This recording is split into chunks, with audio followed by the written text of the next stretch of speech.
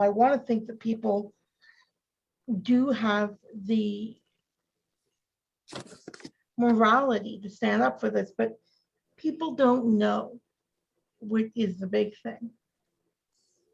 People aren't aware of this because it's never, they do a very, very careful job about keeping this under wraps.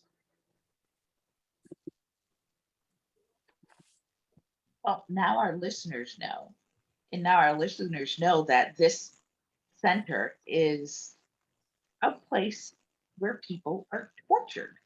And it's not like we don't know that the shock devices are ineffective and that the aversives are ineffective. We know that these things are ineffective, that they're counterproductive, that they will produce what they most commonly produce are physical and psychological harm, burns, tissue damage, depression, fear, aggression, anxiety. One person was left in a catatonic state. We know that these things don't work. We know that they create physical and psychological harm in the residents at that center. We know this. But the Judge Rotenberg Educational Center, and educational is in scare quotes, people, because there's no educating going on there, is allowed to continue torturing people. They're allowed to continue lying to parents, pressuring parents. They're allowed to continue to operate, depriving people of food, freedom of movement, freedom of association. These are constitutional things. They're denied freedom of speech. They're denied freedom of association.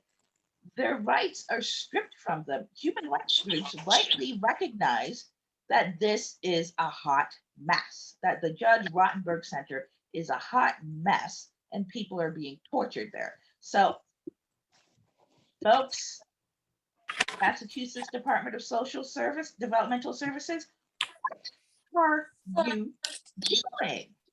There are a number of petitions. Big people with developmental disabilities. The Judge Rotenberg Center is not it. There are a number of petitions online, of which I'm sure we can put a few in the description, that can be signed and sent to your congressman, your governor, and potentially the Massachusetts Department of Developmental Services, to, now that people know, to tell them this isn't okay. And you were saying, Sam, how this has obviously been condemned, and how is this happening?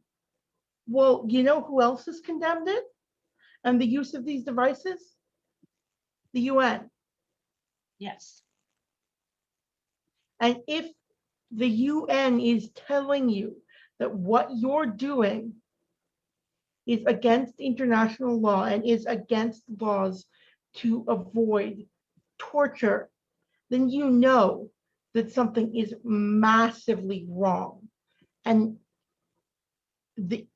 something has gone way too far and needs to be changed immediately. Now, there are a lot of autism rights, disability rights advocates and organizations that have been fighting the Judge Rotenberg Center for years. They're how I first learned about the Judge Rotenberg Center, and their efforts are incredible. And it boggles the mind that no one is listening and people are continually being tortured there.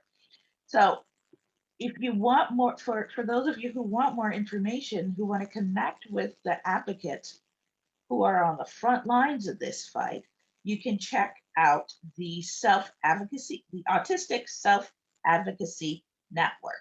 Those are the folks where I first learned about this. And frankly, when I found autistic adults who are advocating for themselves, I'm like, I found my people. I didn't know I was autistic yet, but it's like, yeah, these are the people that I want speaking up for my children, because they'll listen and they'll know how to listen when my kids are having communication difficulties, and they rightly recognize that torturing people with developmental disabilities for the fact that they have developmental disabilities is completely unacceptable. There's no excuse for that.